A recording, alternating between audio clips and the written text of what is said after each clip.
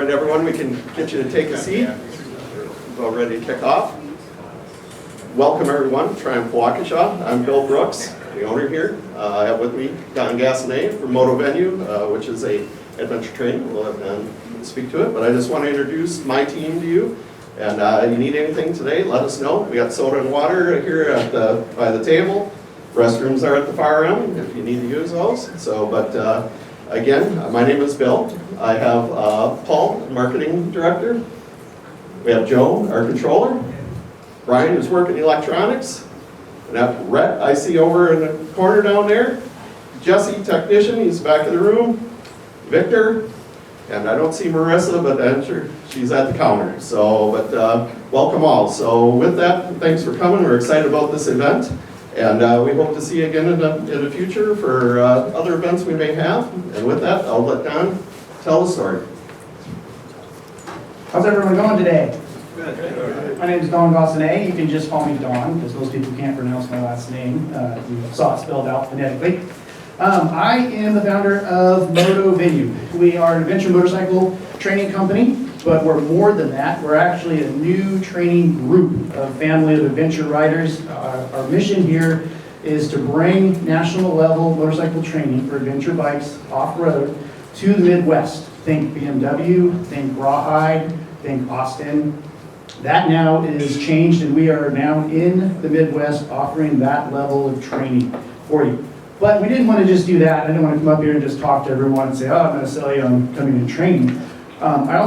We've created this course. It's an off-road course that has a water feature, sand traps, oasis, rock gardens, up and overbounds, trees, grassy areas, skills course areas, anything that you're going to find out in the backcountry.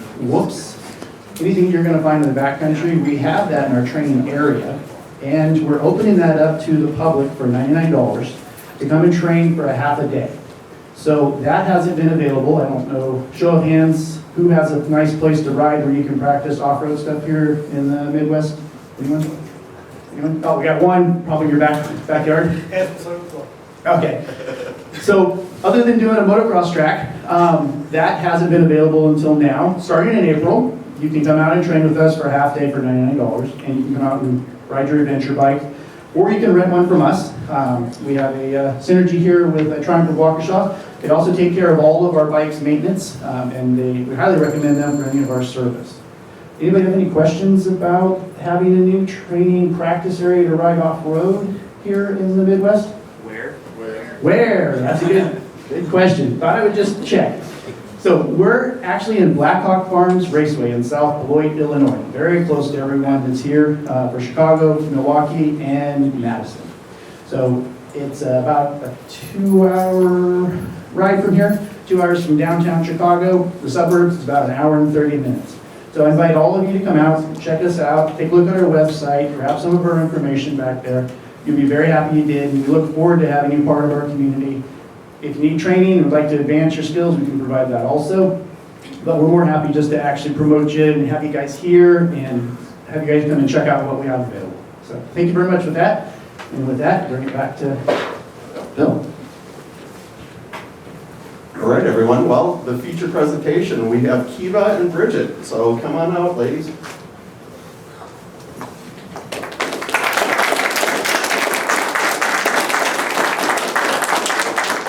Hi everybody, my name is Kiva Carmen Frank. I'm a Milwaukee native, so I'm very excited to be here today.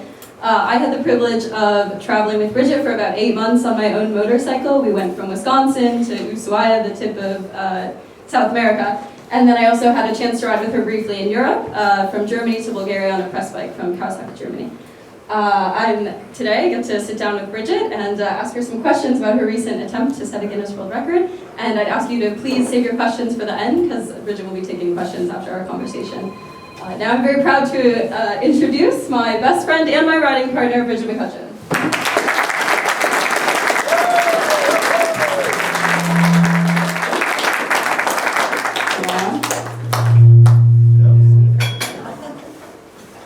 Hello there. Bridget's wearing her Argentinian beret today. That's for the beret haters in the crowd. You know who you are. You can't stop us. Correct. Bridget, how are you doing today? I'm doing great. I'm excited. There's a lot of people here. Hi, guys. Hi. How are you guys doing today? The weather's nice. It's April, just in case you didn't know. So Bridget, I don't know if my mic's on. Can people hear me? Okay, cool. Yes. So Bridget, you are from Wisconsin. Could you give us a window into your childhood growing up in Wisconsin? Yeah, sure. So I grew up in northern Wisconsin, if you guys know where Ashland is. Hey. I grew up in northern Wisconsin, Ashland. I grew up on a farm. I was homeschooled. It was a fully functioning farm. To give you sort of an overview of what would happen. When I was growing up, we had pigs, and we would have to give the pigs like vaccinations. And as little children, the only defense we had was our life jackets. And we would put life jackets on and we would chase the pigs around and wrestle them until they gave up and we could give them their medicine. But that was pretty much my childhood, was running around after various animals that either didn't want to be caught or didn't want to be penned. But it was great. You know, the lakes up there is really beautiful. I got to grow up in nature, can't complain. So could you tell us why you started riding a motorcycle? What were some of your first motorcycle trips like? Tell us about your first bike. Okay, so my family growing up, a lot of my family members had motorcycles. So my oldest brother, Michael, he was the first one to have a motorcycle. He didn't have a car. He drove his motorcycle in Wisconsin winters with his little sidecar on, and he would bundle up, and he had this one-piece Aero Stitch chute that he would bundle up in, and he basically just looked like a big gray snowman. But he started riding, and then, like other brothers, I have 5 siblings, by the way, and all but one of them have motorcycles. Some of them have multiple motorcycles. So it sort of, you know, became a thing with my family, not for like adventure riding, but more for just commuting and, you know, general having fun. And then I was sort of decided, well, they're all doing it, might as well. And it started as just a commuter thing. It started as, you know, it's cheap, I can go where I want, that sort of thing. I started on a Kawasaki Ninja 250, 2004, you know, with a square headlight. And my first motorcycle trip, I'd gotten it, I work on boats, my real job is working on boats. And I'd gotten home from my first contract and got a motorcycle late in the year, which was that motorcycle, and didn't really do anything on it. I was kind of scared of it. I was like, oh, this is like no seat belt. And then that next spring, I went back to visit my friends on the West Coast, and I went from Wisconsin to Washington, which is about 1,800 miles, and I did between 600 to 700 miles a day on a Ninja 250, which at the time was miserable, but I didn't know any better, so it was fine. And so that was where it started, that first motorcycle trip, going cross country. There was just something about it. I was, you know, a lot of it was very cold, but it was in May, I think. But it was great. It was fantastic. I felt really engaged in a way that I never had in a car. You know, you're in a car, you're in a bubble. You're going through the world is just sliding off you. With a motorcycle, on a motorcycle, you are subject to everything that's going on. And that was so amazing for me, because it was like my brain was finally doing something. I wasn't going to fall asleep, I wasn't bored, if I wanted to I could stand up, like all of this, and it really made it for me. Yeah. So where did you get the idea to try to set the Guinness World Record for youngest person to circumnavigate the globe by motorcycle, and how did your family react when you told them what you were going to do? So I got the idea from my older brother, Thomas, and like most of my family members, he was involved in motorcycling.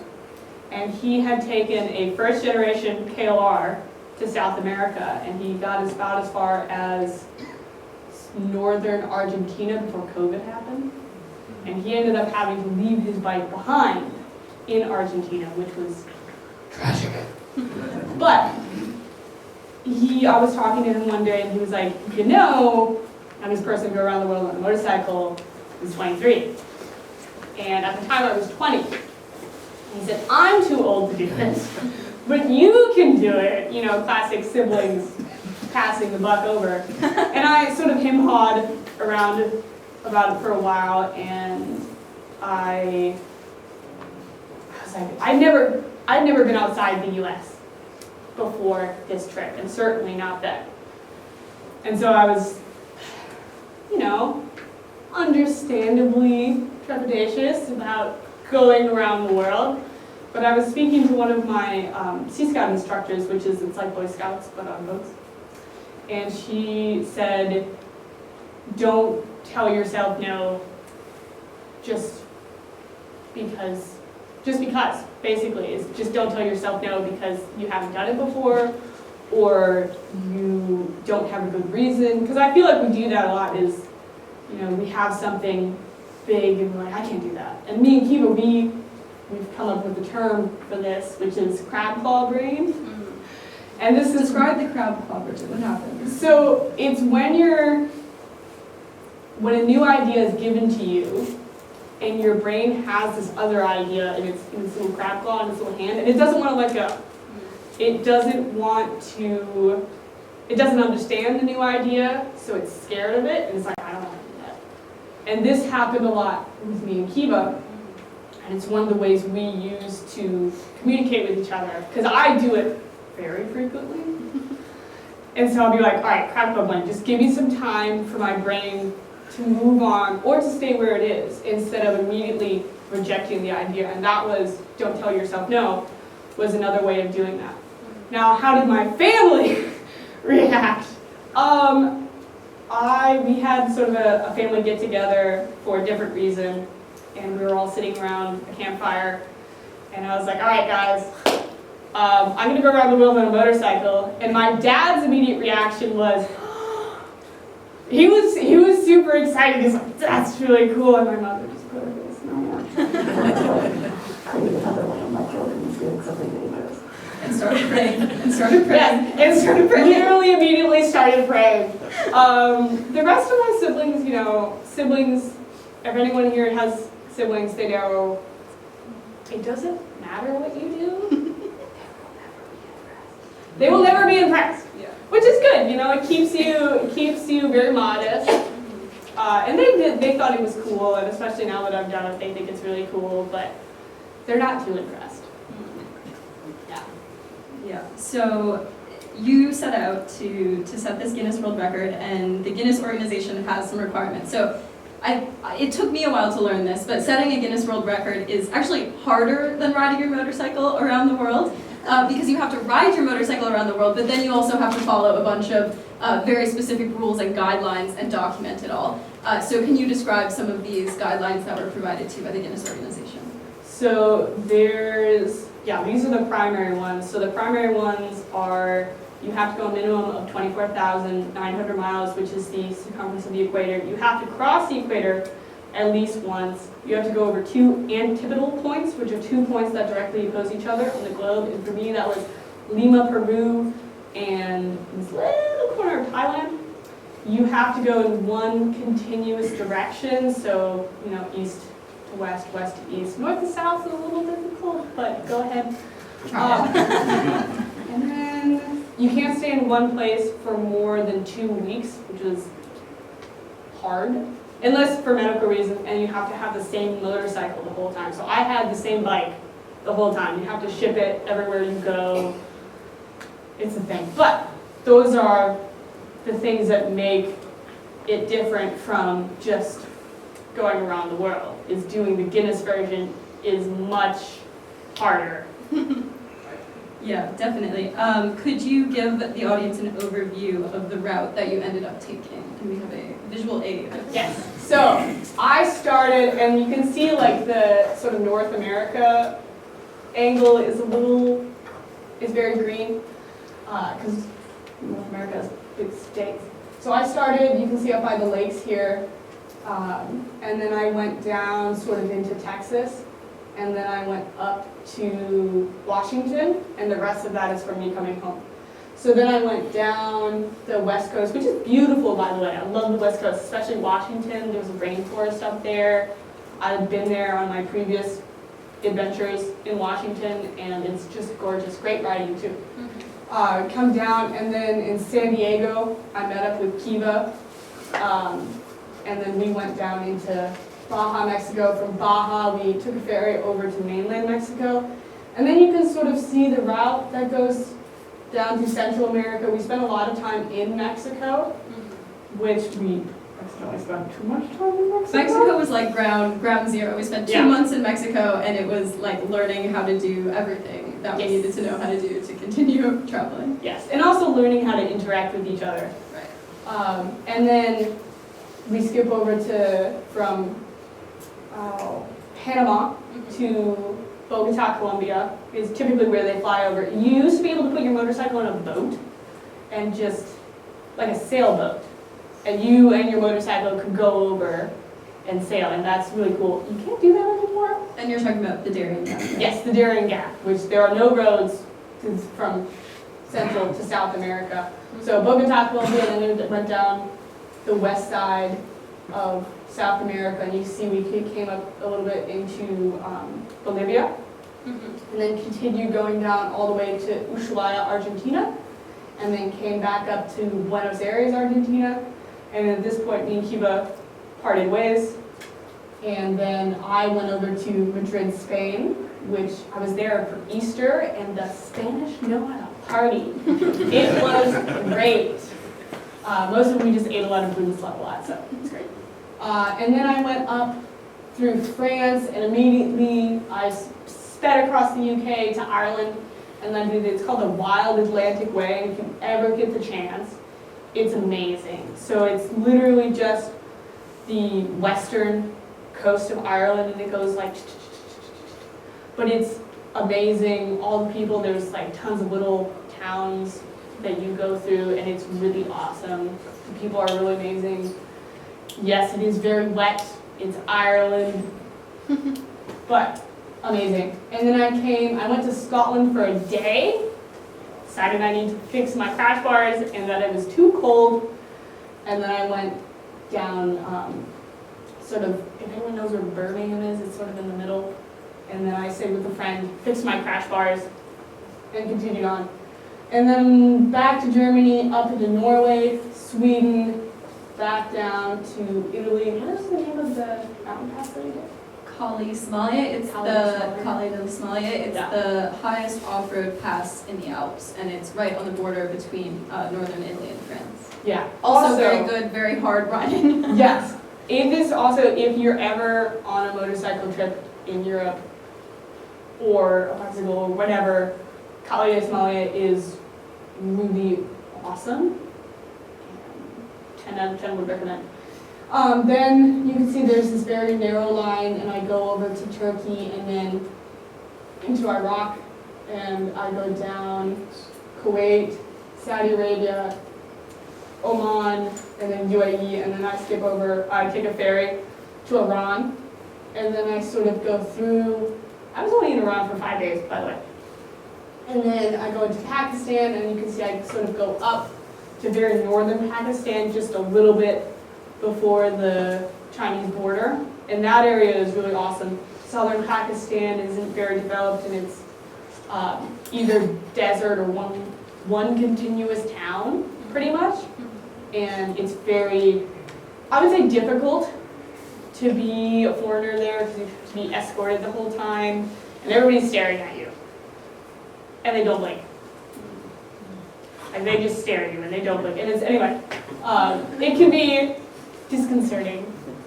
But after that, I went into India for about a day and a half, and then to Nepal, and I spent about a week and a half in Nepal. Now, Myanmar's land border is closing. Myanmar is about right there. So I couldn't drive there, so that's why there was this gap. And then I went to Thailand, went to my antipodeal point, which is not there, and then went down to Malaysia and came back to Vancouver, and then rode from Vancouver to home. Done November 1st, November 4th. November 4th, Yeah. 14 months was your trip. And I want to clarify for the audience, these gaps across oceans, this is where Bridget shipped her motorcycle on an airplane. You can ship it by boat. It's much less expensive. it's much slower, or you can ship it by cargo airplane. So she shipped from Buenos Aires to Madrid. She shipped from Kathmandu, Nepal to Bangkok, Thailand, which is a common shipping route these days because those land borders with Myanmar are closed, and then also because it's very difficult to go into China with a personal vehicle, and then obviously Russia is not technically out of bounds to motorcyclists, but very difficult to get into and out of bounds per the Guinness Organization, which we'll get into later. And then she shipped from Kuala Lumpur, Malaysia to Vancouver, Canada. It's, as some motorcyclists may know, very difficult to ship a motorcycle into and out of the US because of the dangerous goods certification, so most people ship from Canada. And then you rode back to the US. Okay. Context. Okay, so that was your route. Yeah, could you tell the audience a bit about the motorcycle that you chose for this trip? I guess any modifications you made, and why you chose that motorcycle. So I had a Kawasaki Versys X300, which is sort of like the little sister to the KLR, which I think is very appropriate because my brother had the KLR. And you're the little sister. And I'm the little sister. So it's sort of like a street bike that happens to be capable of doing off-road. So it has like the spoke tires, and it has a little more of an off-roady suspension. The particular model that I got, it's a 2020, and I think it was the last year that they made ABS optional. So I actually rode, me and my sister got in a van, drove 600 miles to St. Louis, Missouri to pick up this bike in March of 22? Yeah. And then I rode it back, and we didn't get home till midnight. And it was, I think, minus 20. And it was minus 20 for like the last 4 hours I was doing it. We stopped at a Walmart, and we got a bunch of hot hands. And there was like the square hot hands, and I had like two here. I had one in all of my pockets. I had some in my boots.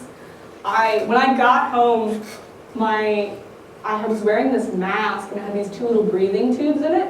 And the breathing tubes were almost frosted closed. And my visor, I couldn't see out of my visor, so I had to crack a little bit, and I had to go like this to see where I was going home. Luckily, there was no ice, and I didn't die terribly. But the bike did great. The bike didn't care. I got cold. But the mods I made to the bike, I didn't do much to her, honestly. I made a custom skid plate because there's not many adventure skid plates for that bike. So I made a skid plate with some help from friends. I did get crash bars for it. They were Gilly crash bars. They fell apart about halfway through South America. I ended up in Britain refitting them with a friend. Now they're great. They have two supports that go like around the front of the bike, and then there's two supports that go to the skid plate, which I think was really great.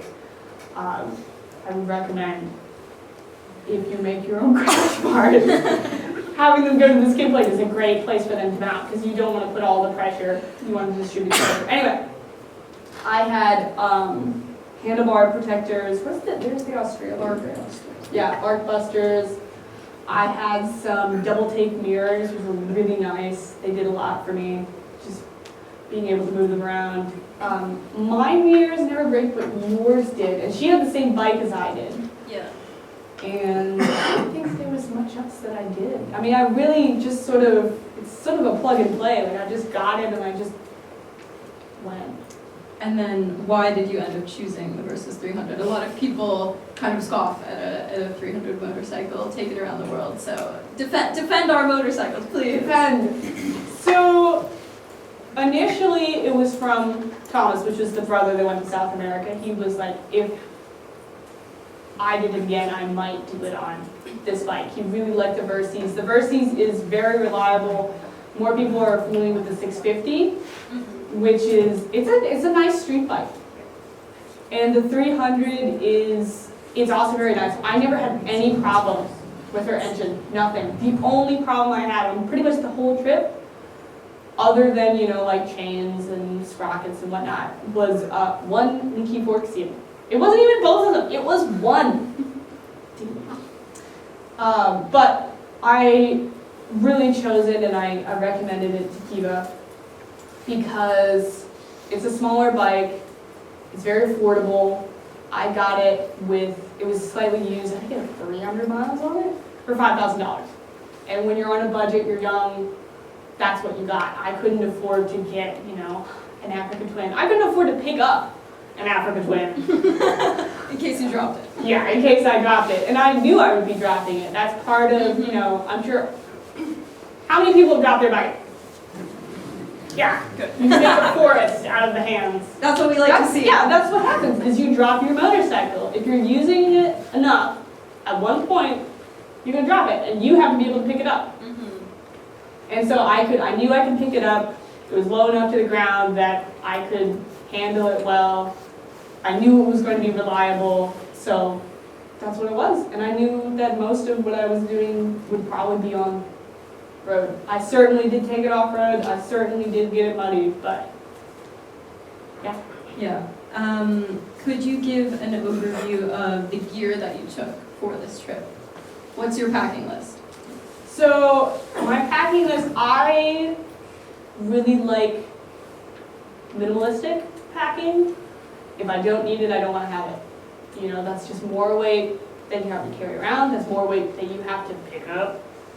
It's just, you don't need it. So I had a 2-man tent, which was sort of a luxury because you have all your gear, you put all your gear in the 2-man tent. What was the name of the tent again?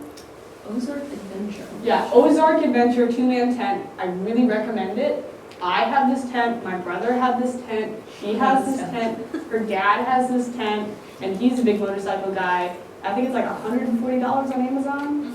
It's a great tent, it's very durable. It's not a super ultra light adventure tent. You don't need that. You can throw rocks to it. Sidebar for a minute. Okay. We were still in Mexico, I think. And we made a cooking fire, and I was like, oh, there's all these rocks around, I'll pile them around the fire. Imagine a beautiful wood-burning pizza oven made out of stones that Bridget found on the ground and carefully constructed. And it was all going well until the stones started exploding. Until they heated up enough that they started exploding. and then we were in a battle. And then Bridget go ahead. So when the stones were exploding, and I was like, oh damn. So I started like shuffling the stones away. There's one stone, and it wasn't quite in the fire, but it was closer, and I picked it up and I threw it behind me. Through my tent. It went straight through the side of her tent. And she had this, was it Big Agnes? Yeah. Yeah, it was like an ultra light Big Agnes tent. It had like these little fairy lights on the ceiling. It was very posh. And then there was another time that some feral dogs came by. Yeah, we were camped in Mexico, and it was just on the edge of like a pond in like a municipal park, and no one was bothering us, but there was every type of animal you could ever imagine. There were donkeys and cows and chickens and dogs and cats and ducks, and like the entire night it was every animal you could ever think of making noise. And at one point these dogs got into a fight and like busted through the side of the tent and tore a hole in it. So by the time we hit Panama, my tent had 3 holes in it, and 2 of them we had made, and then the 3rd was from the dog fight. Oh, okay. Yeah. Sorry, back to your gear. Okay. Yeah, so we hit tent. Yeah, we hit the hell out of tent. So tent, sleeping mat, sleeping bag. Now the sleeping mat and the sleeping bag I think are one of the 2 important things. Like you getting a good night of sleep on your adventures is really important because that will set the mood for the rest of your adventures. If you're tired, sleep is really important, people. I don't care what the superheroes say. You need to sleep. And I had an inflatable mattress. I think, what is it? What is this weird name? And having an inflatable mattress I think is really nice. It doesn't take up much space. You can find some good, cheaper ones. Having an inflatable pillow. I started the trip and I was like, I've gone camping in the past. I just roll up my hoodie and I sleep on that. It's fine for a weekend or maybe a week, but if you're doing it long term, just get a pillow. Your neck will thank you, your brain will thank you, because being held up by something other than your aspirations. It's just, yeah. And then the sleeping bag, being able to be warm when it's cold is really important. Again, getting a good night's sleep will make all the decision making, all the riding, all the interacting with all the people that want to talk to you much easier. So, pillow, sleeping bag, tent. Tell us about your clothes. Yeah, I didn't bring much. I had no more than 2 pairs of pants. So one pant was my riding pants, which when I started was literally these pants. Not these pants exactly, but the same brand. They were blue. And then I switched over, and Moscow Moto sponsored me with their Woodsman Enduro pants. Great pants, by the way, and you can wear them. They don't have built-in armor, so you have to have armor underneath, which is fine because I already did. But you can wear them as normal pants, which is really great. If you can have a pair of pants that you can just wear as your normal pants and your motorcycle pants, I really recommend. It cuts down a lot on space, and when you're doing long-term trips, it's really good. So 2 pairs of pants. One of them was a motorcycle pant. One of them was just normal pair of pants, so you can disguise yourself as a normal human being. Sometimes. I think 3 shirts. I had a no sleeve. I had a short sleeve. I had a t-shirt, a tank top, and a long sleeve. And that was mostly the long sleeve was just for the sun or like wearing while I was riding underneath all my armor. I had a jersey. I think I had 5 pairs of socks. Socks and underwear, don't skimp, okay? Don't skimp on the socks and underwear. You can bring as many of those as you want. If you're bring nothing else but socks and underwear, you'll be fine. And your helmet. Could you tell us about your armor, Bridge? Like describe, you had separate armor, and then maybe talk about your air-stitch jacket and suit and things like that. Yeah. So I had for armor, I started out with an Arab stitch one-piece suit. How many people know what that is? A decent amount. So it literally looks like a pair of, was it overalls? Coveralls. Coveralls. Yeah, it's like armored coveralls. And it's really great for like commuter stuff, which is what I'd sort of been doing up until that point. And it's, you know, you just put it on over your clothes, you're armored, you go. It's very easy. It's very quick. It doesn't really work for hot weather, and you get real sweaty because it's like you're wearing a plastic bag. And so I switched over to auxiliary armor. It's like separate armor to clothing. So I had a pair of knee pads. They were sort of like softer. I think they were by Denisi. And those went with me the whole time. And then my upper body, I had force field armor, sort of the bigger, chunkier stuff. So it was like I had a chest pad, and a full back pad all the way down to the arms. And then over that I would wear the Moscow Moto Woodsman Enduro pants, and then I had their workhorse jersey, which the jersey it's reinforced a little bit on like the upper shoulders and then the arms, which is really good because most of the places that's where you hit, and then you don't burn through your jersey right away. And then I went through a few helmets. I started with this weird carbon fiber helmet from First Gear. Thank you. This is why I picked her. From First Gear, and the glue ended up falling apart in that in like the first month. I didn't have that, and then I had a modular helmet from Nolan, and that one was pretty good, but it was too heavy. And then for the rest of the trip, I had a Carbon fiber. Yeah, carbon fiber. From Denisi. Yes, but it was a racing helmet, and it was DC had sponsored me, and it was what they sort of had at the time. In Chile. Yeah, in Chile. So it's really weird because I was wearing all this stuff like very clearly sort of enduro style gear. Like I had these giant boots that squeaked to hell. Like they were the loudest boots I've ever heard. And I was wearing them. So I would come into a border, and you could hear me. You would hear me like coming down the hall, and everybody would be staring at me. There was one border guard, and he looked at Bridget, and he was like, didn't speak much English, but he said this in English. He said, "You are not a spy."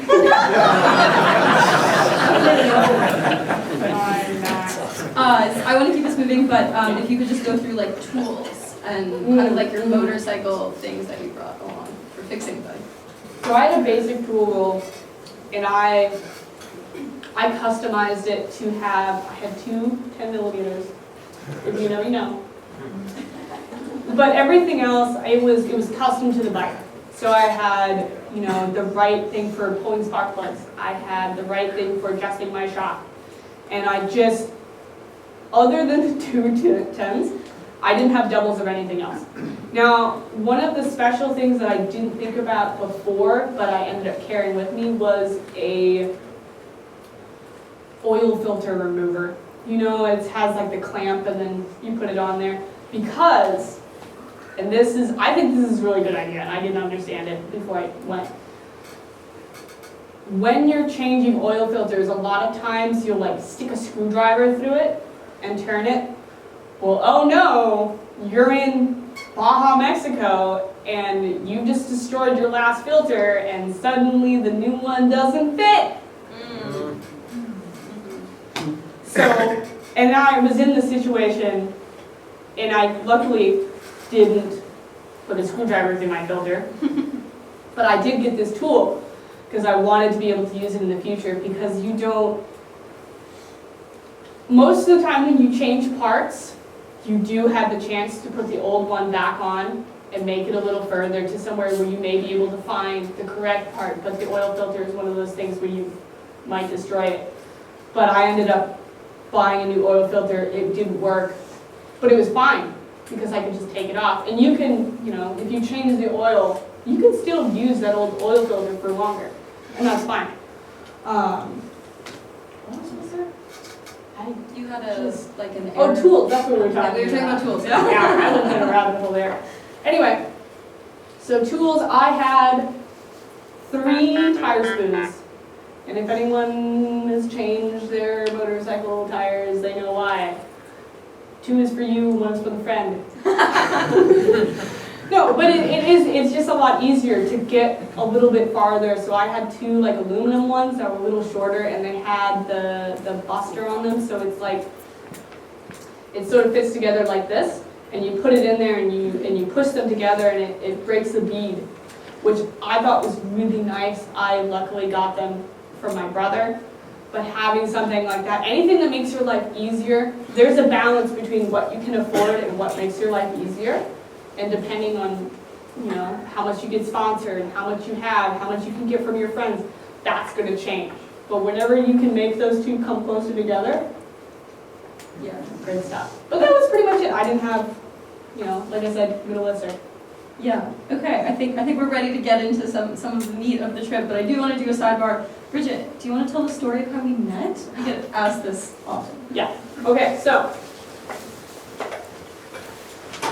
we didn't know each other at all. She met my mom at the Madeline Island Farmers Market. And my mom, as mothers do, had this whole billboard basically about her trip, my trip. Her trip, my trip. And she would tell anyone who would listen about me. And Kiva happened to be one of those people. And Kiva was, you had just gone to Mexico and you wanted to go back, or you wanted to do a trip. I was working remotely. I was about to get my motorcycle license, but I didn't have a motorcycle license. I didn't have a motorcycle. I didn't have a ton of experience riding motorcycles. I'd ridden, a dirt bike a few times with my family. Mm-hmm. And I met Bridget's mom at the farmer's market, and she told me about your trip, and she told me that you were looking for other young women to accompany you. This is a lie. Which was a lie.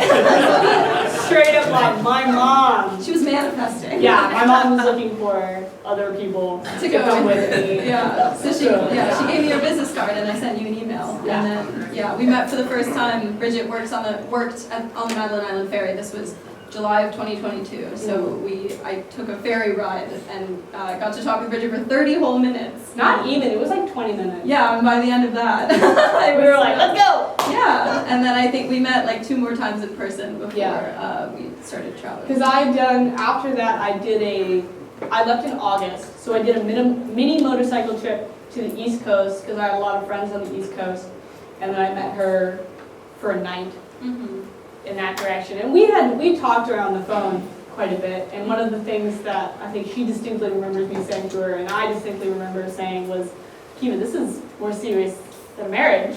You did say Like, that. our lives. You were like, it was everything you're not supposed to talk about. She was like, okay, politics, religion, medical problems. Like that was the start of the conversation. I want to know the tea. Yeah, so that's the story of how we met. Yeah. And let me just reiterate for a second. She didn't have a motorcycle license. When we met, we got on the ferry and I was like, "Yeah, do you have a motorcycle?" No. Do you have a motorcycle license? It's coming. Yeah, so she decided, and she was like, yeah, I just wanted to do Baja, and then Baja turned into Central America, and then Central America turned into South America, and then part of Europe. Yeah. So from literally, and this goes for any of you who don't think you're qualified, she literally started from 0 and went to South America.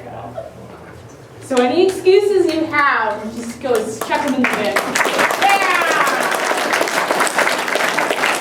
Thank you. I have a lot of help from my friends and family, and I think about that all the time. Like it was really humbling to do something like that because you have to be in a position to know pretty much nothing about what you're doing and have everyone tell you what to do all the time and like really learn to swallow your own pride and like. But I could not have done it without people who told me what was wrong with my motorcycle or gave me tips on how to ride or like Bridget's infinite patience for every time I fell over trying to get to a backwards campsite. Turn around on a highway, yeah, just anything like that. Most of the time we fall over, it's literally just turning around. Yeah, because people are like, oh, you fall over all the time, like that's terrible. Because we're open about it, we talk about it, especially me at the beginning and being a short person and all of that.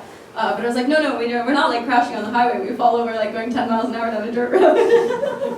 And that's how it is. Yep. So, okay, Bridget, the trip was 451 days long, so I know you can't cover every moment of it, but could you give us an example of a day in the life or like a series of days in the life on the road? Yeah, so my typical day, I tried to do around 300 kilometers a day, which I think is around 200 miles, give or take, and it also depended on where you were, road conditions. I would get up, relatively early, whatever camp spot you're in, unless it's a really officially designated camp spot, you might not be supposed to be there. So, and how often do you camp in officially designated camp spots? Yeah. Yeah. No, it would happen every once in a while. You would be at someone's house. So it did happen, but a lot of the time, it was just sort of wherever it was. A field, a beach, a municipal park. Yeah. Under a table, on a table, in a tree. In a gas station, bus stop. Yeah. One of my favorite things to do was I had a hammock and I would put the motorcycle at the base of the tree and then I would climb up into the tree and hang the hammock up like 30 feet in the air. And there was also, I'll do this as a typical day. So I was in America and I would go, however many miles. You stop for food somewhere, try and find something good. And this is like you don't have a destination. Sometimes I would have places that I wanted to go, places that I wanted to see. Or if I was but that was typically stopped in one place. So we would stop in, say, was it Mexico?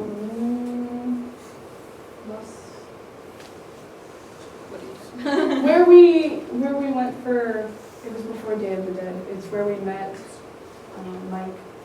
Oh, San Luis Potosí. Yeah, San Luis Potosí, city in Mexico. which is a really beautiful city in Mexico, and there is a lot of art museums there. So we stopped there, and we would go, we would see the town. It's a very beautiful town. There isn't as many tourism, so you get to see things sort of undisturbed. Mm-hmm. But when you're just traveling from day to day, the most exciting things you do is in the morning and at night, unless you run into something. So I would find, especially in America, I would find the weirdest places to sleep. Typically off the side of the road, or I would try and find bodies of water. It's a lot easier to camp for bodies of water. So I wake up in the morning, I look in the direction that I want to go, and I look for bodies of water. That are approximately the distance away that you want to cover them. Yes, approximately this is the way. I go towards them, and then let's say around 5-ish, I look at that again, and I'm like, okay, now this body of water is where I want to go, or this camp spot is where I want to go. So I go there, and this particular night, I did the thing where I climbed a big tree, and I put my little hammock in the big tree. And it was next to sort of this reservoir, and it was really, really beautiful. And I think about 11 at night, so it just gotten dark. I'm talking to my brother on the phone, and all of a sudden, I hear this whoosh, and I look over, and there is a giant owl in the tree. Yeah, I haven't heard this story. really? So I look up, like, big, and I'm talking on the phone, and I look over, and I'm like, Michael, there's an owl in the tree. And the owl swivels around, and like, for a solid 3 seconds, just looks at me. And you know, it's an owl, but there was such a look of confusion on its face. Like, what is this? Who? Why? And it was really funny, and then it flew off. You know, it was like, there's a weird person in the tree in a little sack, but I don't want to. And there was actually, so it was their house, and I can come into their house. There was 2 owls in this tree. And that was, you know, that happened a lot. I would go somewhere and I would find animals. Frequently on our trip, we would camp places, and there would just be dogs, and the dogs would come up to you. Summon an animal. Yes, whenever I was camping, an animal would appear. So did you have like an expectation of what traveling would be like, and how did that square with the reality of what it was like, or like what did it take for you to learn how to travel? Because you really hadn't done anything like that growing up. You know, you didn't take vacations with your family, you guys worked on a farm, like you told me the most vacation you ever took was going to grandma's house. So how did you adjust to life on the road? It was really difficult. It was one of those things, I knew I didn't know what I was doing, so I sort of just jumped in, and I knew enough about myself that I would figure it out when it happened, but it was really difficult. Previous to that, all the traveling that I had been doing was from place to place. So like on that first trip, you know, 600 to 700 miles a day. Pretty much doing, I think I would take a 20-minute nap just to recharge, because I would wake up at, you know, 6 or 5 in the morning. So it was really difficult learning how to not ride my motorcycle and to stop places and see things and talk to people and do something other than look at the road, because you know, the road's pretty boring, and that's not what this sort of thing is about. You're not doing it to be on your motorcycle the whole time. And I think that was the hardest part. I think the second was being in all these big cities. And I didn't think it would bother me so much, but there was so many people. And I, you know, coming from up here or coming from even farther north, there's not a lot of people. And they're all wearing Carhartts and they all look the same. And all of a sudden you're in this area where you are the one that looks different. And now, you know, you are Gringo. You have, you know, this is blonde hair to them. This. They would be like, yeah, the blonde haired girl. And I'm like, who are you talking about? And it was me. But having, you know, having blonde hair, having blue eyes, is you become the outsider. And sometimes I think that was one of the more difficult parts that I didn't realize, is that I would be the outsider and how much that could get to me. And then not being able to speak the same language. And not just for like communicating, I found that actually being able to communicate what I needed was pretty easy. There's a lot that could be done between Google Translate and a bunch of grunting and hand gestures. But the thing I missed the most was just being able to casually talk with people, you know, compliment people on their boots, or their hair, or their nails, or, you know, being able to have just the little human connections. And there were still ways that I could do that, but it took me a long time to figure it out. So there was a period, I think, specifically in like Mexico, Central America, when I was very lost. I didn't know how to sustain the adventure, and I felt the responsibility to be amazed all the time. And that's not sustainable.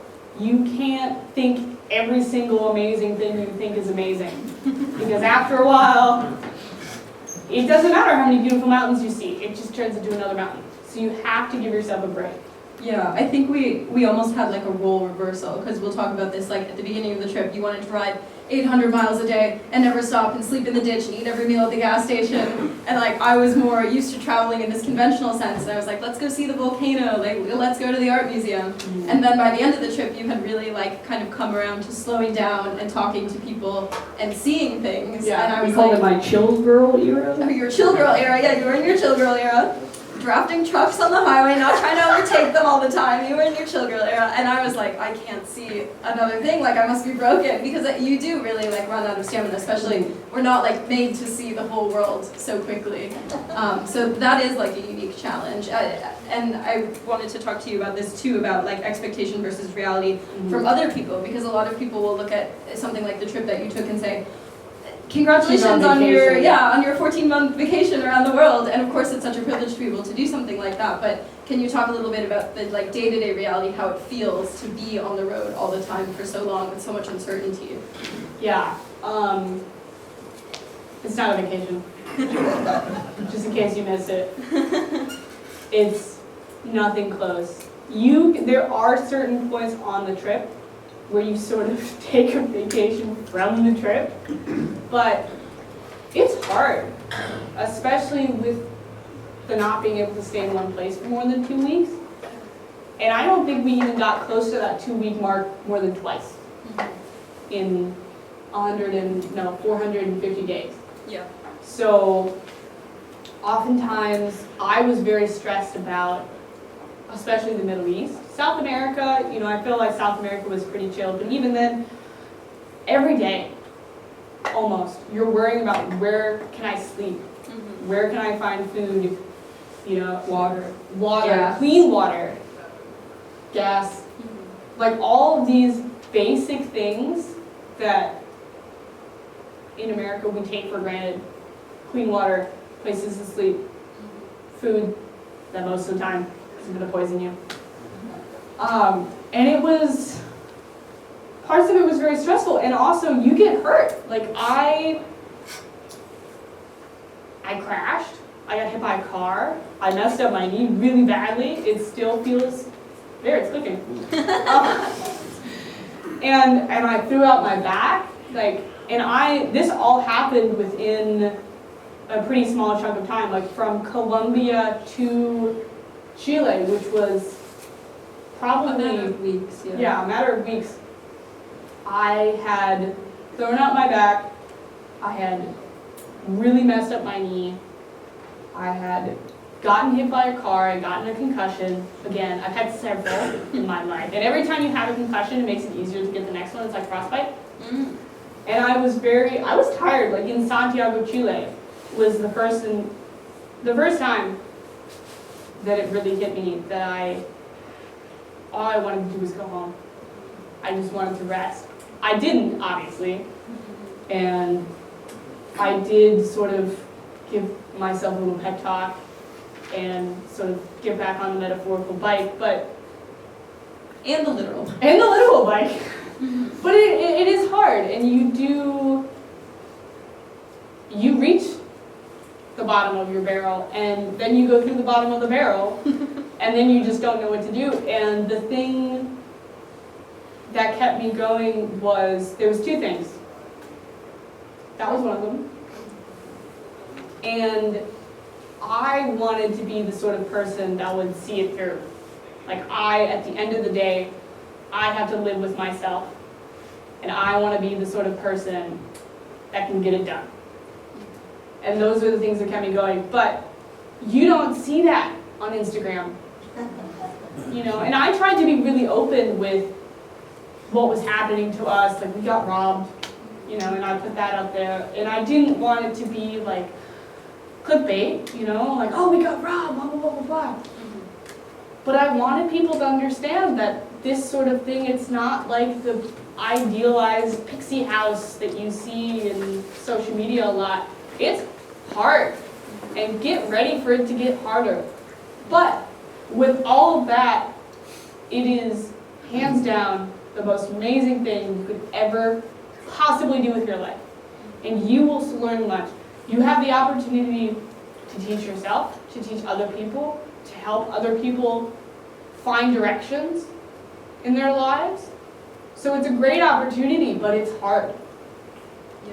I feel like we should segue into the getting robbed just briefly, because there's something that, like, I don't know, a lot of people will hear about what Bridget and I did and say, oh, you're so brave, like, isn't the world dangerous? And, like, something that we started to say was, like, if you believe that the world is a scary and dangerous place, then you will go and you will find a scary and dangerous place. But if you believe that people are good, and I think I do, and I hope you do, and I hope you guys do too, you'll go out and you'll find good people. And the only reason that we got robbed, which is something that I've barely heard of happening to any other motorcyclist, and it was really the only, it was the only bad thing that happened to me, like dangerous thing that happened to me after 8 months of traveling by motorcycle. But the only reason that happened was because we had eased up after 6 months of absolutely no problems with anyone, and you know, feeling very safe most of the time, and never having our bikes touched or anything stolen or anything like that. So we don't mean to mention that to say that you are guaranteed scary and dangerous things when you leave. You are only guaranteed those things if you believe that you will find them.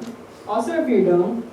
Well, that too. Okay, let me explain. We on did that. make a dumb decision. So, yeah, like people, the local people, it doesn't matter what you do. You don't look like you come from there. So people will tell you. And, you know, they didn't tell us because we didn't ask. Warn you, yeah. Yeah, but if you know, if you're going down a road and you get this feeling, and you really develop a sixth sense about what you're supposed to be doing and where you're supposed to be going. If you get a feeling, that might be your subconscious processing information that you aren't aware of. Let's call it that. Stop. If you camp for a night and you're like, move. You know, don't be lazy, move. And people will tell you, you know, ask. Yeah. It makes it a lot easier for people to tell you if you ask them. Well, when I first met you, I think I was like a lot of other people being like, oh, aren't you worried about safety on this trip? And I asked you, like, what's your safety plan? And you said to me, I'm gonna read the room. And I remember talking to my dad and being like, she said her safety plan is reading the room. What are we supposed to do about that? And she told me she has a machete, but like reading the room. But I did. You know, but after the whole thing, I'm like, that is really you knew it from the start. Like, and you talk to anyone else too. Like, that is really one of the greatest safety plans you can have, is being attentive to your surroundings and reading the room. Yeah, well, and also, like, you don't learn how to read the room for nothing. You have to teach yourself how to look for the signs that are like, yes, this is a safe place. How are they talking to you? What are they looking at when they're talking to you? Yeah. Like, all of these things. And most people are genuine, and they are curious, and they want to help you, and frankly, they're too preoccupied with you being a woman on a motorcycle to think about doing anything else weird. Sometimes, yeah. Sometimes. Wait, what happened when you got robbed? That's Kiva's dad, by the way. Thanks, Dad. When we were robbed, we were in San Pedro de Atacama, which is in the desert in Chile, and we had gone, thank you, Bridget will illustrate, maybe not. We had gone into a town called Calama, which is just kind of a bigger city in northern Chile, and went to a very nice looking grocery store. We had a really hard time Yumbo. find Yumbo, it's called Yumbo. We had a really hard time finding grocery stores like the type we're used to when we were in Mexico and Central America, and they started to show up again in South America. So we were very excited, too excited. We were like, they have goat cheese. Maybe I was like, they have goat cheese. So we left both of our motorcycles in the parking lot at noon on a Saturday, out of a very busy parking lot, and went inside the grocery store. And Bridget left after about 30 minutes. She checked out first and came back in, and I was still at the grocery store checkout. And she was like, Kiva, did you take all of the bags off of your bike? So I had come out early Yeah. because I was going to eat, and I sat down next to the motorcycle, and I was literally eating for probably like 2 or 3 minutes before realizing, looking over at Kiva's bike, and being like, where are her bags? And then it started, like the wheels started turning, the momentum started going, and I ran back inside, and I asked, oh my, look at the service. Thank you. And I went back inside and I asked Kiva, I was like you said, did you take your bags out? Did you move them? And I literally watched Kiva's brain break. And it was, to this day, one of the most horrible things I've ever seen. And we ran out to the bikes. We just left the cart there. Yeah. And we ran out to the bikes, and of course, her bags were gone. And it Your was, tank bag was yeah, my tank. The only thing they took, so her setup, Kiva's a very neat and organized person, and her motorcycle reflects this. Mine looks like a dyslexic monkey strapped a bunch of bananas to the back of a fish tank. But no, but like her motto, Bridget, is like, why could I put it in a bag if I When could I can tie strap it it to onto the outside outside. the bag? More space, utilizing all the space. So mine was dirty, and there's a bunch of, I have if anyone's familiar with the Reckless 80 from Moscow Moto, there's straps everywhere, and there's all of this. And unless you know what you're doing, and you've seen it before, it's very hard to unstrap it. So hers got stolen because it looked neat and orderly, They and just mine unclipped didn't because it looked like shit. So, Yeah, I'm like running through my memories of that day. Yeah, I mean, you can imagine like being in South America. I never thought I would make it to South America. I didn't know if I would make it to the end of Baja. I remember like sitting down and like going through the few $1,000s I had and being like, I don't know if this is enough to get to the end of Baja. And Bridget likes to joke about how I live off of the idea of money. I'm a big hustler with like remote work and stuff like that. So I was, it had made it to South America, and then like everything I had been taken besides like my passport and the things I had on me. and some stuff that was really meaningful to Yeah, me, too. exactly. I think that was like the bigger issue when all of my things were stolen. It was not so much that I had like this huge attachment to them as stuff, but that they had been, because I had like left for this trip basically a month after I met you, basically everything had been loaned from my family. And my friends, so, and yeah, it was their things, and then it was also like all of our memories to that point. I was like, we were in this tent, or it was like this sleeping bag, like everything was just tied up. And there in was that, also, in Bolivia, there was, like, we went to the salt flats, and there's the Dakar salt sculpture. Mm-hmm. And there was this guy by the Dakar salt Monument, monument The Dakar monument. that would take pictures of you and print them out just there for you to take. And we had this really great picture of me and her. And some you know, friends, I think. I think it was just me and you. Oh, you're right. On the salt flats in Bolivia, and it was in her jacket, and her jacket got stolen. And we don't have any pictures of this. I remember, we remember what it looks like. Yeah. But that Things was, like that, an example of, this isn't, it's not on the internet. There's no backup. There's no secondary. You can't buy another one. So we had a few days in Kalama to be devastated and get And look around in trash. and go walk around the neighborhood and look at piles of trash, being like, maybe they threw away all my motorcycle gear, which is totally useless to them, but really important to me. I remember crying a lot, and I remember the security guard at the grocery store like seeing me crying and not really knowing what to do, and just giving me a fist. He gave me a fist bump. And I was like, that Makes it better. was all I needed, thank you. It did genuinely cheer her It up made quite a me really bit. happy. She was obsessed with fish bumps for a while after that. I think it was sort of a trauma response. To the fist bumps. But I do want to continue with that, because after that happened, I immediately we did not have a way to make up the money that it would take to get that stuff back. So I did some crowd sponsorship, aka fundraising, and I set up a GoFundMe for Kiva, and literally within 2 days, Yeah. we Like had exceeded, yeah. yeah, I had all of the money that we needed to replace all her gear. There was WEMA, which is probably with the acronym. So we got a Facebook message from a woman named Linda, who's part of the Women's International Motorcycle Association, and she said, we saw that you guys got robbed, and we know how hard it is to ship things to South America, and we are coming to Santiago, which was not far from us at that time, in 10 days to do a motorcycle tour in Patagonia. Can we bring anything to you?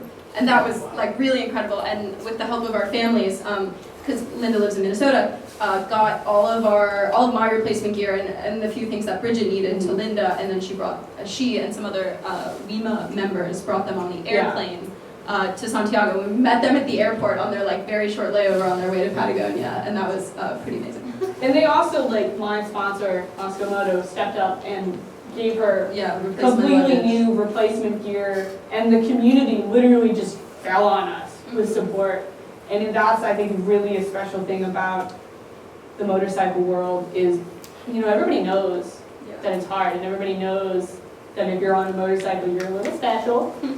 And, there's that bond there. And when someone else on a motorcycle is in trouble, whether it's, a motorcyclist on the side of the road, you stop. That's what you do. Yeah. And so that's what happened here, is we were on the side of the road broken down, and the motorcycle world gave us a new tire, and then we were going. Bridge, I want to get into that because you talked about like when you were struggling after challenges, you thought about like the community that was supporting you and how it wasn't just your trip anymore, right? Like there were so many people behind you, it meant something to other people than you. So can you kind of get into, this is related to that, everybody wants to know, how do you pay for a trip like this? It's a great question, honestly. But in the interest of being transparent, why don't you give us some information about your personal saving money and then your sponsorships and fundraising and things like that. So the stats were this. I had skimped and saved around $14,000 from my own personal money to be able to do this. And I had set up, I knew that I couldn't have a remote job. I'm not geared for that sort of thing. I'm very heavily dyslexic. And this is something that doesn't come out a lot.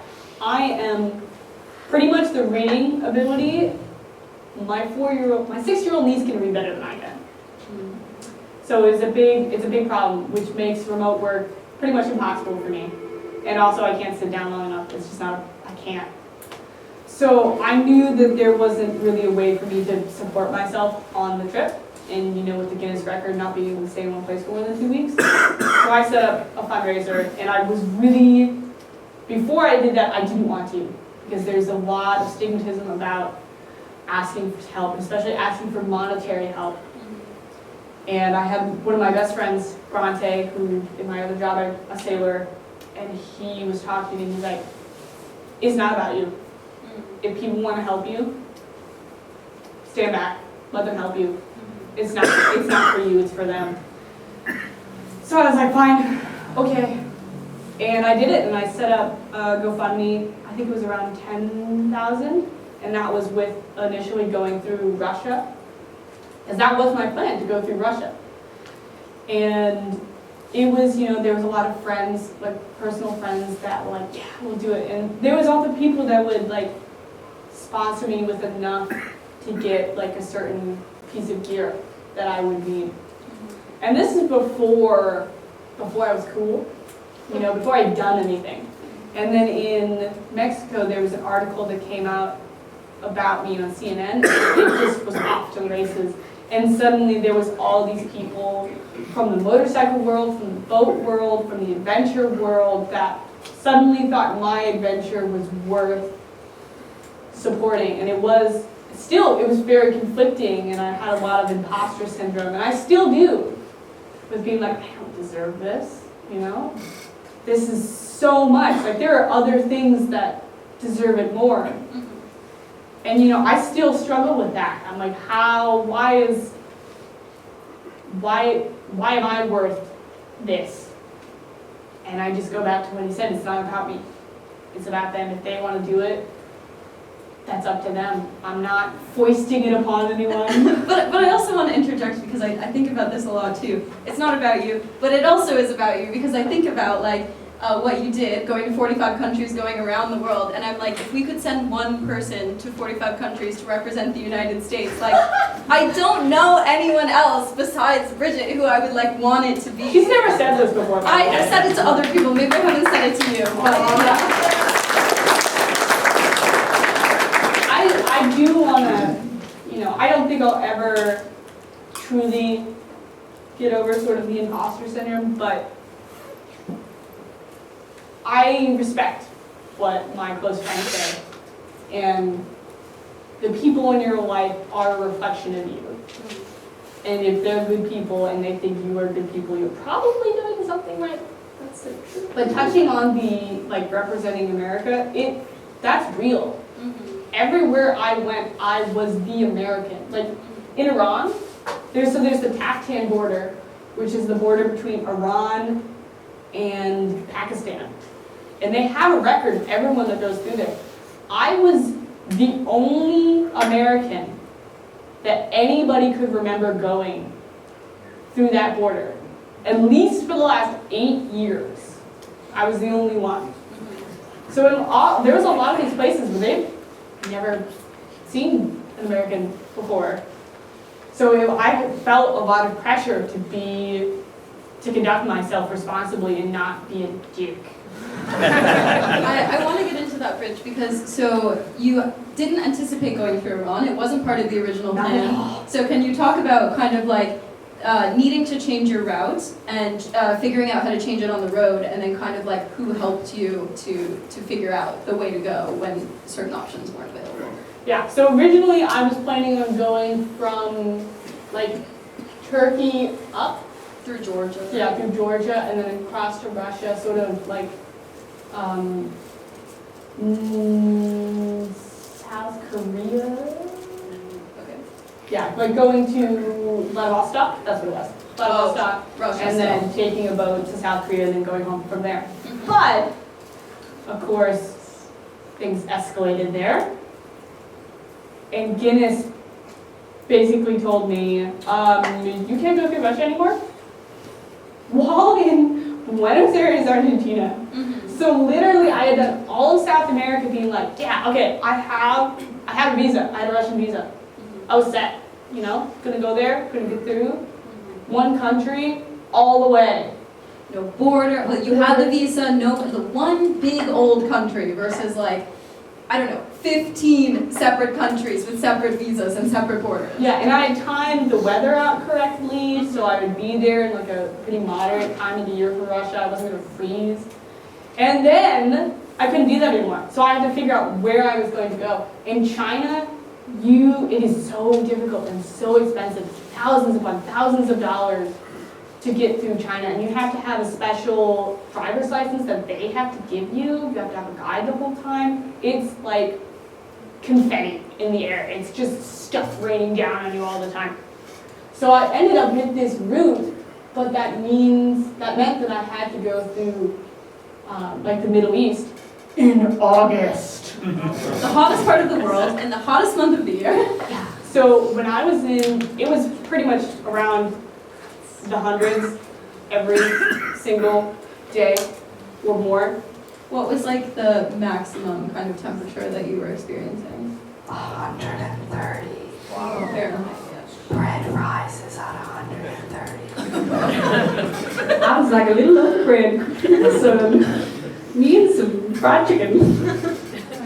But yeah, it was so hot, and I had never experienced that sort of heat before. And that's like aside from just finding out how to do the route. Now, luckily, I am part of a really great community that loves sharing. So there is this really, really lovely, amazing, God, I love them, Canadian couple called Kira and Brendan Hacks? Adventure hacks. Yeah, Adventure Hacks social on media. And they had just done what I was planning on doing. They had just gone through the Middle East, and they had a guy in Iran, technically he was in Spain, but he's Iranian, that Matt Cheeky, that set me up with a visa. He ended up coming with me, super nice guy. I was spent 5 days in Iran, and it's really monitored for getting through that country. You have to, pre-arrival, submit a route, say where you're going to sleep every day, say the route that you're going to go every day, and you have to have a guide with you the whole time. So, and once you get into the country, you can change it like up till that point. They have to approve it, but you can change it. But once you're in the country, you can't change it. You can't go off and visit someone else's house unless it's like very much in the area that you're already in. You can't go exploring. So I was lucky enough to have Matt with me, and he would be in like a taxi, and I would go, and I couldn't stop for very long because like a crowd of people would come and start talking to me and start trying to find out what I was doing. And there are secret police everywhere. And there was once that I got followed, and there are checkpoints.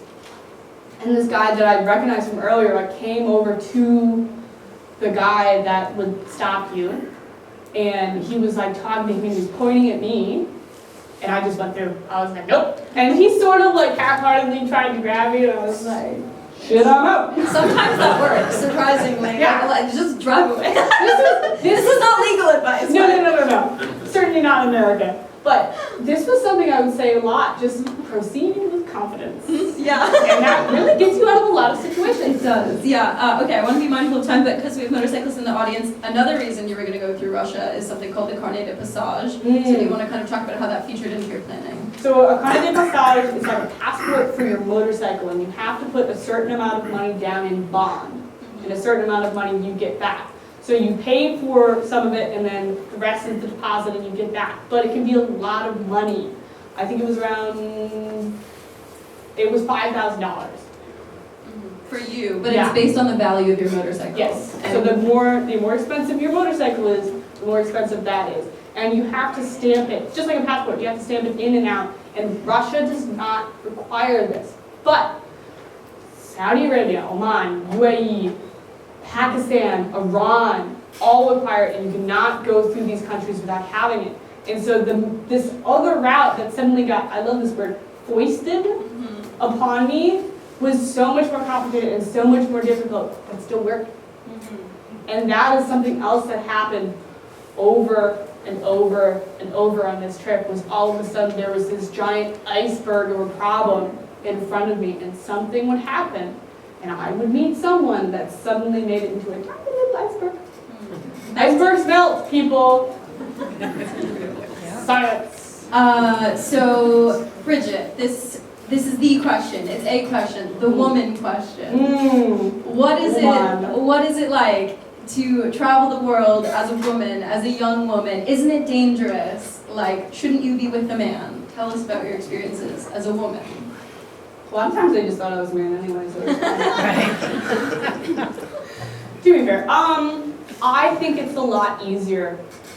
I think there are unique dangers presented to you as traveling as a woman, as traveling alone as a woman. But people want to take care of you, and that can make life a lot easier. And if you're, this is kind of controversial, but if you're sweet and bat your eyelashes, a lot can happen, and you can get a lot done.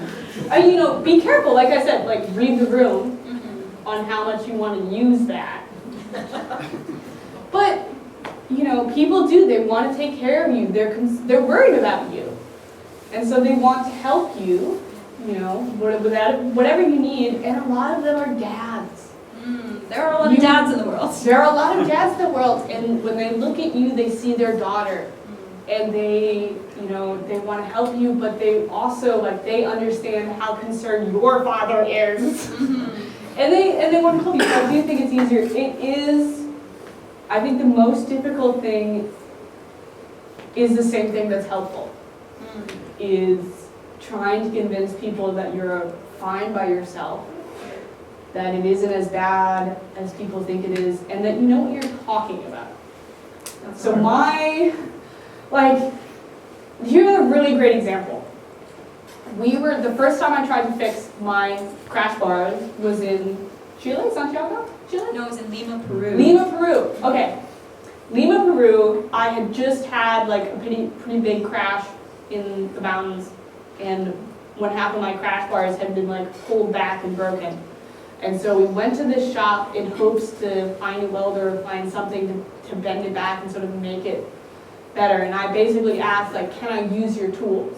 Which is, you know, a bit of a stretch, and they just, no. They were like, absolutely not. So I asked, can I be there while they're working on it? Sure, okay. So the guy was sort of, what was it? It was Juan, yeah, Juan was working on it, and it was very clear that he didn't quite know what was happening. And this comes back, proceed with confidence. I just took the tool.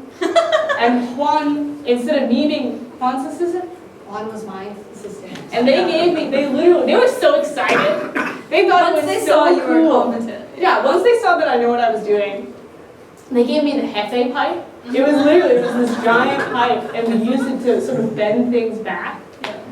And it was just great fun. But it was also like, as a woman, you have a unique challenge of not looking like the typical sort of person that would know what they were doing. And it doesn't do you any good to argue with them, especially if you can't speak their language. But it does you a lot of good to be patient and to stick around until you can show them. Because that's the universal language, is showing them that you know what you're doing and showing them that you can do it. And then that's the end of, they can't argue with that. They can't argue with reality. What are they gonna do? Yeah. Drop the mic. Tell them to go home. All that to say, don't count yourself out Yeah. for being a woman, because it's just different. It's not good, Yeah. it's not bad, it's just different. It is, I do feel like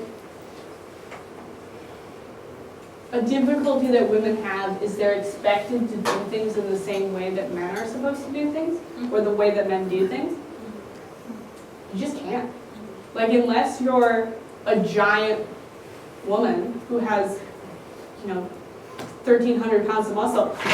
Is this a giant woman? Is this a giant woman? I can't do things the same way as a man can do them. But it just means I have to use my brain and figure out a different way to do it. It doesn't mean I can't do it, but it does mean I have to do it differently. And maybe me doing it differently doesn't look like the best way to do it to a man. You're gonna do it anyways. I'm gonna do it anyway. Hold my Sprite. Watch this. So, Bridge, I want you to tell us a little bit about your final ride home at the end of the trip, and your homecoming party, and then just kind of adjusting to life after this giant adventure. So, Set the scene. I'm in Malaysia with Main Freight. Main Freight is a moving company. They, I found this out later, are typically do things for big companies. So they're used to working with like big shipments of things. Tiny motorcycle. So we had spent days going back and forth trying to figure out when the motorcycle needed to get there, when it was going to get to where I wanted to go. And the problem was, and we didn't figure this out until later, they were yes men. Even if it wasn't going to happen, they would say it would happen. So I got there. First of all, I got there in the rain. And I sat in the rain for about 2 hours before they finally came and took my motorcycle back. And then it was 2 days later until they put it in a crate. And the measurements it was a separate crating company. They hired a crating company to come and crate my bike. The crate that they had was twice the size of the crate that it was supposed to be, because I collapsed my bike, because I'm cheap. So I took the front wheel off, you put it by the side, you take the windscreen off, and then you take the handlebars off. And you collapse all of that. And so the front of your bike is now a lot shorter. And it fits in a nice, cozy space. It's twice the size they had done. Like, it was like a mansion for my motorcycle. First class. It would have been, instead of $4,000, it would have been $8,000 if I hadn't been there and been on top of things. So it was just complicated. And this just kept coming up over and over again with this company. I left, or I had been scheduled to leave, and I was scheduled to come home on the 4th of Your November. homecoming party. Yeah, my homecoming party was on November 4th, and I had set this up because everybody wanted a homecoming party, and I wanted to see everybody. So I found out, literally, as we were creating it, and it was supposed to leave the next day, that the crate was the wrong size, and it needed to be done, so it was set back a day for that, and then that it was going to take 2 days to ship. So it got to Vancouver. I went to Vancouver, and then it didn't get there. Was it only 2 days to ship? I think it was longer than that. No, I think I got to Vancouver on November 1st. And then your party was on the 4th. Yeah. So you were in Vancouver. Motorcycles in Vancouver. We were all waiting for you in northern Wisconsin. Yeah. So how did you make it from Vancouver to northern Wisconsin in 3 days? 2.5 days. So I got, like she said, the motorcycle is in Vancouver. It's in a box. Luckily, the Canadians, and in true Canadian fashion, were very nice. And they said, all right, we're going to get you out of here. And even the inspector, like they inspect it for dirt and stuff. And normally they'd tell you, come back the next day, you'll have it the next day. He was like, clearly, you're in a bit of a rush. We'll speed this up for you. And within 20 minutes, it was done. So I literally tore the box apart like a cat going into kibble and reassembled my motorcycle, put the front wheel on, did all this stuff, got gas, and luckily I was hosted by a very lovely woman in Vancouver, Sabine, who is French, common Canadian, don't call her French Canadian. But she was very nice and she had like gas for me and whatnot. But that first day, I think I only made it 400 miles. And then the next day, I think I made it 600 miles? Yeah. So I was in the last day, November 3rd. I was going to Duluth. Yeah, because the 4th is next day. Yeah. So I was going to Duluth, Minnesota, and I was in Montana. Yeah. What was I don't know. Bozeman. Sure. I was in Bozeman, Montana, I believe. Okay, so you were supposed to arrive in Duluth that night. Yes. So I had planned to meet you at this motel in Duluth, and then I was with your boyfriend, who had flown in from the UK. He's from the UK. So we were waiting at this motel for Bridge, and you could have like woken up at the ass crack of dawn and continued the rest of the way in the morning on the day of the homecoming party. But Rory and I were standing there, and we had not a single doubt in our minds. We were like looking at each other like, "You think Bridget's gonna make it?" Yeah, Bridget's gonna make it. Like, yeah. And she got to the motel after midnight, frozen solid. You can tell the rest of what happened on that day, but there was no doubt that Bridget was gonna make it. So this is like fortuity sort of follows travelers around. So I wasn't sure, the previous day, I wasn't sure where I was going to camp that night because I was trying to make it as far as I possibly could. And I get a call from my cousin who's in Bozeman. And he's like, hey, by the way, this cousin that I hadn't seen in 5 years. He's like, I have a girlfriend who's a cook and would love to make you dinner. I have a cat, and by the way, this is the cutest kitten I've ever seen. I have a place for you. So we head to Bozeman, and I had a documentary crew with me at the time, just for America, and that'll come up later. But, all of a sudden I had this nice, warm place to stay, and the previous night I camped in the rain and was very soggy. So I managed to dry out, and then the next morning I think I woke up at like 4:30, and me and the documentary crew started heading east. And it's Montana, and it's cold, and it's November, so it's literally snowing. And there were portions that I couldn't see more than 100 feet in front of me because it was snowing and it was fog and I was just... And it's very late. I think the last 2 hours it was -10. And I'm just like, I'm not stopping. I'm so close, I can't. I do not want to sleep in the dirt. I want to see Kiva. I want to see my boyfriend. I just can't be asked. And then we went to the wrong place. I had put in Duluth, previously I'd done my captain's class in Duluth, and I had put 2 pins for where I'd done my captain's class, and then I put another pin for the hotel that they were at, and I hit the wrong one. So we get to this place that I had my captain's class, and I like am midnight. at midnight, I am just so over it. I am cold, I have frostbite, I'm just done. And I sat in the car for a minute and warmed things up, and we figured out where they were, and I start going, and I was Not going the speed limit. And the 2 poor Canadian documentary crew people were behind me, and I haven't had a functioning tail light since Germany. and we're going, and I am going, 70 and a 45.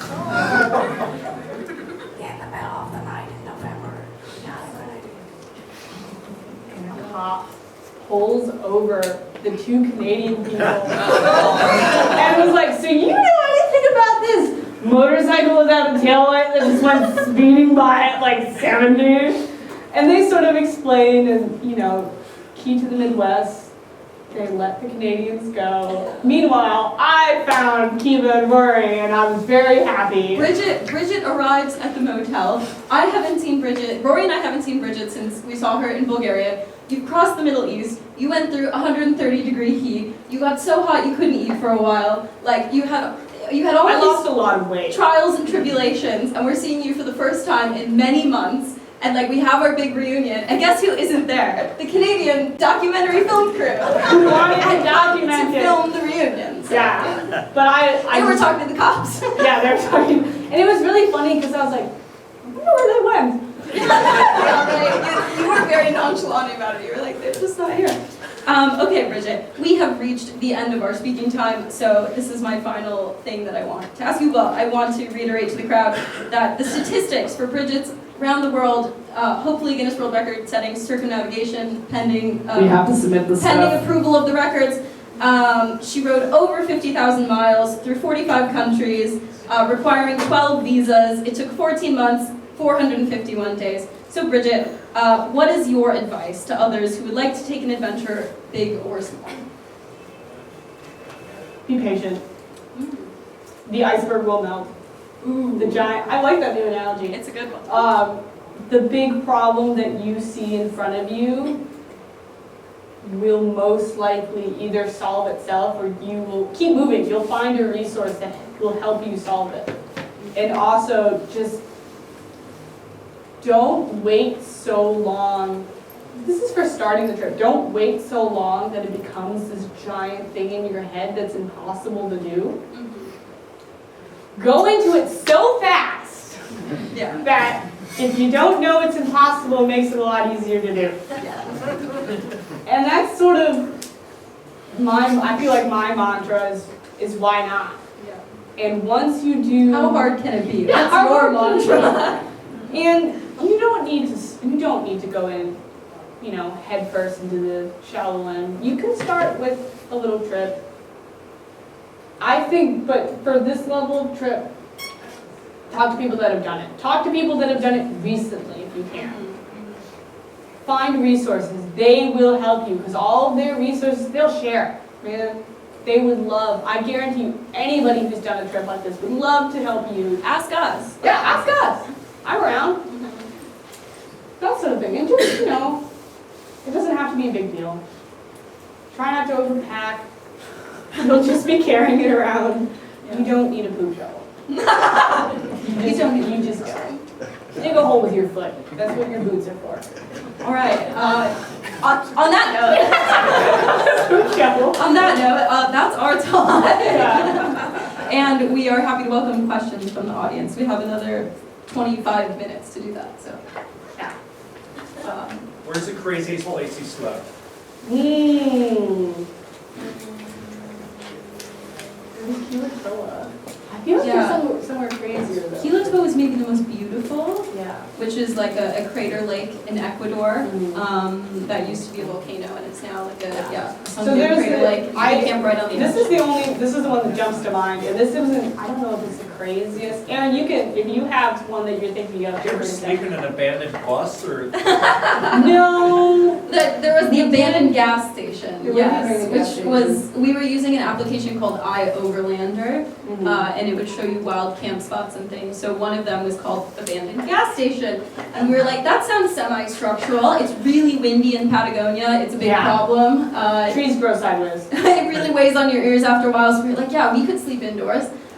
So we got there, and that was great. We were walking around for a while, and then we realized this actually isn't an abandoned gas station. There's someone who's living here, and he was very nice. And I speak Spanish. I was talking to him, and he was telling me he had been hired by some company that they wanted to turn into a restaurant or whatever. But yeah, he unlocked all the doors for us, let us in, locked all those doors right back up, and said, "See you in the morning." Yeah, and he was a lot more paranoid than me, which is probably good.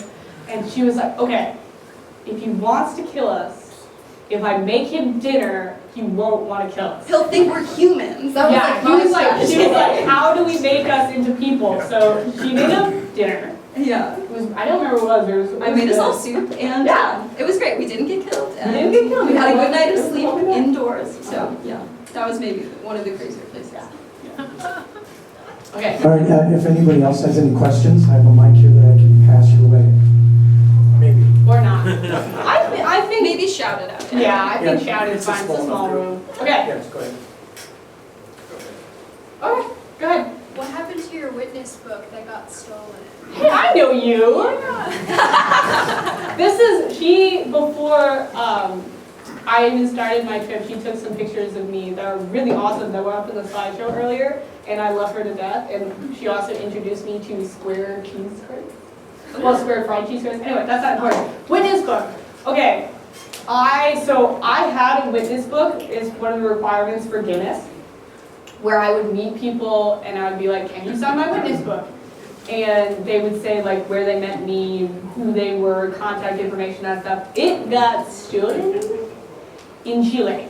So after that, I had to make a new one. I basically started from where it was before, and I actually need to contact you because you met me on the trip. And I started from scratch. The first person I met after that, I just had them start signing it again. So there's a new one now.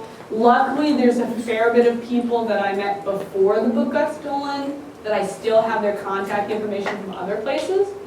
So I can sort of recreate a timeline previously. Yeah. So, next. Would you first? So other than having to cross two oceans, you must have had to encounter a lot of waterways that you had to navigate across. So did any of your nautical experiences come in handy? Most of them weren't deep enough. No. But there was a really ironic water crossing that I did, whereas it was really tame, but I didn't take anything off my bike. I hadn't been doing a ton of water crossings at the time. I think it was in South America, in Argentina. And I hit a big boulder and I fell over. And I got the bike out and blah, blah, blah, and some people helped me. And one of them was this really nice couple with a little baby, and the mom had like a little baby on her chest.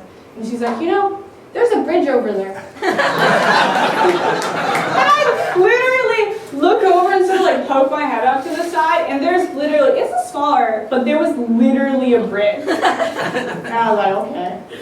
I took the bridge on the way back. Bridget, where did your nautical skills come in handy on the trip? How did? Can someone put the fender up? It's on that table over there. Could you bring it up here for a minute? And feel free, anyone who wants it. So this is the fender from the front of my motorcycle. Thank you much. This was there the whole time. And you can't really see it very well, but on the inside of this, it is in 3 pieces. And it's stitched together it's called seine twine. And on tall ships, which is the particular type of boats that I work on, think Pirates of the Caribbean, they're held together by this stuff. quite literally. And I brought a roll of it on my trip, and there was a lot of things on my motorcycle that I either fixed with staying twine, like this, or I used them to hold other things together, and that was something that directly corresponded. I started adventuring in tall ships. Before that, I barely had left the 2 or 3 states around me, and then I went to Washington State to work on a boat called the Lady Washington, and that was when adventures started for me. So there was quite a bit of tall ships that sort of carried through to all the motorcycling. But anyone, I'll have this brought back up there. You can, it's not super fragile, don't throw it on the ground, but Can you give us the story of the paint job? yeah, totally. So this is from Pakistan, and we'll start these pictures rolling again after the talk. So all of the trucks in Pakistan, they're not like the trucks here that are very generic and white. They're all covered in this stuff. Entire trucks. And it looks just like this. So I saw that and I was like, I want it. So I had a friend who is a local from the area, and she's a motorcycle tour guide. Alex, I think? Yeah, Alex. And she reached out to me on something else, and I was like, hey, your bike is painted just like this. Where did you get it done? And so she gave me the contact information of this gentleman, and I went over, and I had this painted, and then I had my front windscreen painted. And the front windscreen now has a pair of, they always have eyes, because you know it's in the Middle East, you don't get any other part of the women, you get their eyes. And they're always like, they're showing off their lady's eyes.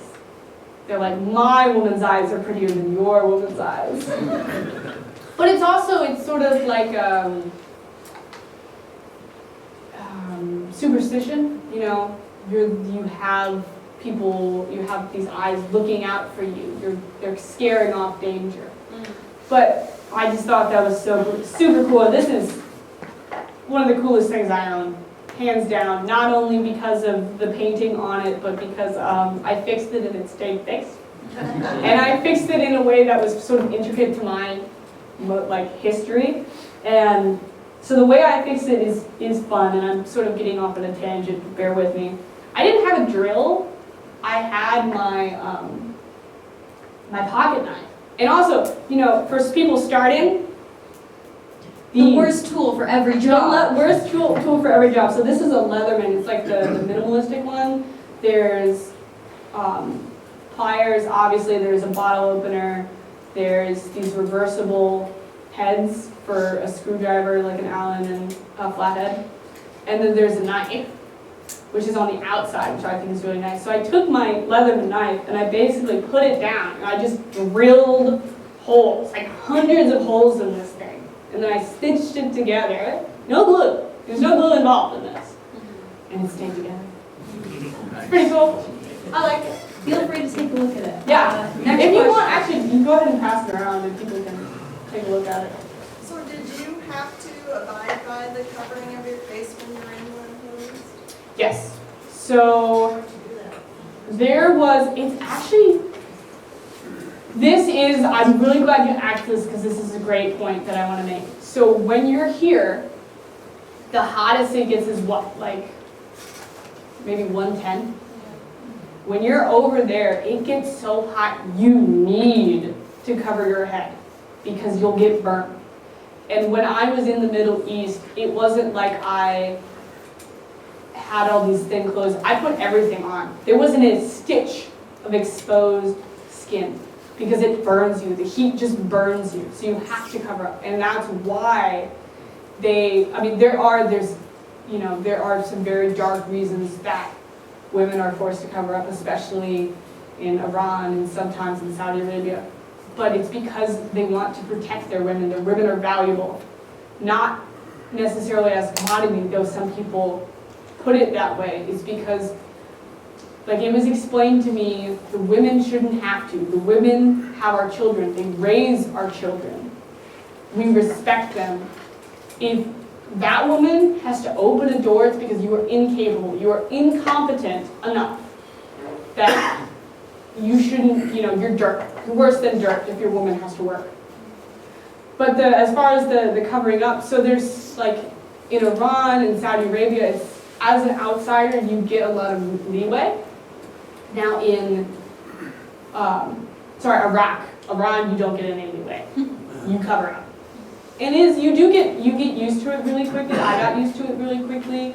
Even now, like I have hair now, so it was short before the trip. But I even cover up my ears, and I'll just put my hair up, and it's a lot easier to get the hair out of my face. I don't have a problem with it anymore. I got used to it when it was necessary, when it was so hot that it would hurt. So to answer your question, yes. You wore the hijab under your motorcycle helmet, and it was really funny because I remember you started wearing the hijab in Turkey, and a friend had like given you the scarf that you were wearing, and I was like, Bridget's been wearing a hijab for 2 days, and she's wearing like a do-rag already. That was kind of like the style that you kept for a lot of the time. Yeah, it looks great. So other than the gas station incident, were you ever afraid for your life? there was another incident where we stayed in a restaurant because we had basically, in Central America, we had run out of places to stay. In Central America, it's very hard to camp, and we were kind of cheap and we didn't want to stay in a hotel, so we hadn't planned on it. And it did end up being just fine, but we stayed at this sort of roadside bar, and we were sleeping on this person's basically front porch. And I remember having, like, you know those dreams that you can't wake up from, but you feel like someone's watching you? And I just kept having those and, like, waking up sweating. So there was definitely times I felt very unnerved and very in danger. And when you're sleeping outside, like, I'll let Kiva take this over in a minute, you hear noises. Like there's animals running around outside. So there was always a certain level of being paranoid. Yeah, definitely. But you know, I camped a ton and I went on the road and pretty much nothing happened. Now when it does happen, it can be really bad. So I don't want to, lie to you guys. Doing this sort of trip and doing this sort of adventure is 100% putting your life at risk. That's what it is. But you do that going down the street every day. So why not do it a fun way? I do want to just continue that question about when I took the machete outside. Oh yeah, well, the story that Bridget is talking about is we were camping. It was our first night in mainland Mexico, and we had been in Baja, and Baja felt like kind of tame to us, and we had heard, a lot of things about the mainland and drug trafficking and things like that. So it was our first night in mainland Mexico, and we were just sleeping in like a turnoff of the road, basically. So it was like a little corner that you like drove into, and then you couldn't really see it from the road, and then you could pop out on the other side and keep going on the road. And we were camped, and there was just like some noises outside, like probably a small animal or something. Squirrel. But I was like laying there, and it was kind of like, I don't know, the second week of us being out of the US, and I was just kind of trying to be like, ignore it, like, I don't know, pretend it doesn't exist. And Bridget like got up and grabbed her like Swedish brush axe, her machete. Yeah, it's like a giant machete. This long the blade is, and it's curved at the tip to help like get through wood and stuff. And my brother, he gave it to me, Thomas gave it to me. He handed it to me handle first, and the exact words were, "This can cut off a pig's head in 2 swings. I hope you never have to use it." So Bridget got up and she grabbed her machete and she like went to open the door of the tent. I was like, "Bridget, where are you going?" And she turned to me and she went, "I'm going outside." And it was like, I am very scared of this woman. Like I know that she can do the things that need to be done. But no, this is an interesting question because I feel like there's a really fine line sometimes and for certain personality types between anxiety and intuition. And I feel like that can kind of get you into some trouble because the time that stands out really strongly to me about like when did you fear for your life on the trip, and I've talked to you about this story, but I was coming back from Bulgaria because I had to return this press bike I had from Kawasaki, Germany. So I was in Romania and I had one of those nights that people who've done trips like this might remember or know, where you're kind of like looking for a camp spot, and you just can't find anything, and it's dark, and it's 10 p.m., and you're, kind of like trying to cut your losses. So I ended up camping in like a vacant lot, in this kind of like party town on the Danube River because I just couldn't get out of this like tourist area in Romania. And I was woken up at like 2 a.m. I thought somebody was trying to open the door to my tent. So I like freaked out, turned on my headlights, started talking really loudly, like made it clear that I was in the motorcycle. And I didn't think they wanted to hurt me, but I had like this pretty nice motorcycle at the time, so I was like, they want the keys, they want to steal my motorcycle. And again, like no evidence really to support any of this besides like what I thought was somebody pulling at the door of my tent. And I stayed up basically until sunrise, like sitting in the middle of my tent, holding my knife, and like waving my headlamp around intermittently, making noises, just being like, don't mess with me. And eventually I heard like this heavy breathing, and that was like, I was like, it's over. And I realized it was a dog. And I was like, oh, all of this noise was dogs like sniffing, probably had a granola bar in my tent, and I was prepared to die, and it was stray dogs. So you do really have to balance like your anxiety with like a genuine sense for when you're in danger, and sometimes you're wrong. Yeah. We had a question from over here. Yeah,